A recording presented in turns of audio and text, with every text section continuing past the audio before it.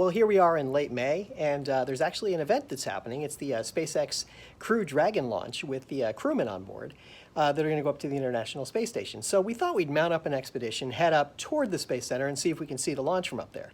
So good chance to get out in the car, go for a drive, have a little fun. So I thought I'd take you along. You can kind of see how the experience goes. It's sort of an unplanned trip in a way. We haven't really thought about where we're going to go or where we're going to stop or where the superchargers are. We're just going to play it by ear a little bit. You know, we'll monitor things and make sure we know where we are relative to superchargers, but that's about it. We're just going to take an adventure and have some fun with it. So let's go. And so we set off to see SpaceX's first human space flight since 2011. As we started driving along, we were just heading up the coast. We weren't really sure how far we were going to go, but as we got to about 50%, we decided that we could probably make it as far as Melbourne, but probably should put some charge in the car, so we stopped there in Vero Beach. Well, this being the new norm, I have the mask on this time, and I'm actually standing out at the Tesla Supercharger. We decided on the way we'd stop, we'd probably try to get up as far as Melbourne. The weather doesn't look so good, but we stopped here in Vero Beach to actually get a little charge along the way. It's probably about 2/3 of the way along from where we wanted to go. But as you can see, there's 8 supercharging stalls here. 2 of them are actually broken, and all 6 were in use when we first pulled in, and the other 2, I pulled into both, and the guy sitting next to me said, that one's broken. No fun there. But we've got one, and we're ready to keep going. I think we're all charged up and ready to continue on, so here we go. So as we left, we decided to go as far as Melbourne. Melbourne, for relationship's sake, is about 36 miles from the Cape, which we see here, and it left us plenty of charge as we pulled up there to be able to head most of the way home. So this worked out pretty smart. All right, so we actually made it up to Melbourne, which is less than 30 miles away from the place where the SpaceX launches their vehicles at Kennedy Space Center. So we get an opportunity to see it, assuming the weather is good. We don't know if the weather is going to be good or not at this point. It's kind of hard to say. So we'll see. We're going to hang out and just check it out in a little bit. They're not even using it. Some checks, making sure both Dragon and Falcon 9 are ready for liftoff, and really keeping an eye on that weather. Says weather, it's that thing that everybody talks about, but no one can do anything about it. And it is this interesting thing of just, you know, So this liquid oxygen you see venting off the rocket, that's completely normal and expected. She heard you said that. I think she did. I'm standing by for a weather update. Still. Unless you can give us another 10 minutes, I don't think we're going to get there with any of the rules today. I'm going to give you 10 minutes. I mean, another 10 minutes past T0. 1645 local. I think we'll probably be clear on all the rules, but not quite going to make it for this. Okay. We're going to check back in about 2 minutes, and then I'll call it up at about 2 minutes. That's not looking good. Don't know in 2 minutes, that's it? That's what she said. Which can always still change after that, right? Mm-hmm.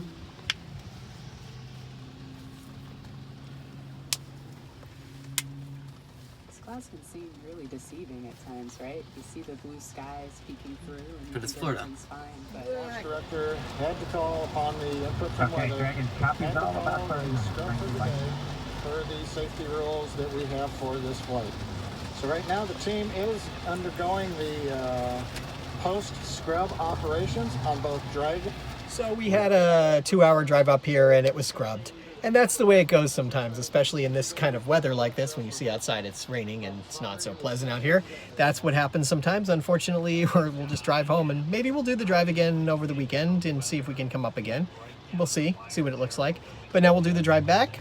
We'll probably have to charge again one more time on the way home, but yeah, this was a fun trip up anyway. It was a good time, so it's all good. As we left the Space Coast, we started to head home, and it turns out that we got as far as Port St. Lucie on the trip home. And that allowed us to charge up the rest of the way and then head the rest of the way home. Now, as it turns out, we got there with about 8% charge. It's the lowest I've been, and I was a little uncomfortable, but really no problem. So I've been here for about 25 minutes, and I've got enough of a charge now to make the rest of the trip home. So I'm going to head out in just a minute. I'll unplug and head out. But something interesting happened. I was standing here and I was charging, and the guy in the car next to me said, "Hey, I got some free supercharger miles I've got to use.